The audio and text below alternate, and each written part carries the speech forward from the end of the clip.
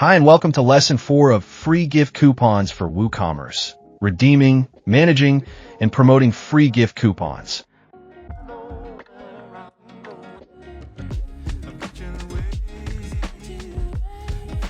In this video, I will show you how customers redeem free gift coupons, how to manage them, and tips for promoting them. Let's get started. First, let's see how a customer redeems a free gift coupon. At checkout, they enter their coupon code. Now click on Apply Coupon. The free gift is added to the cart automatically. Now, let's manage coupon redemption. From your WordPress dashboard, go to WooCommerce and click on Orders. Now, open an order. The free gift is also added to our order.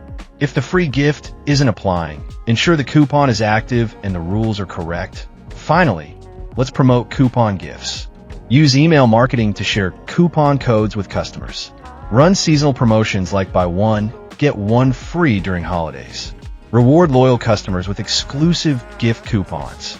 Start using them to grow your business.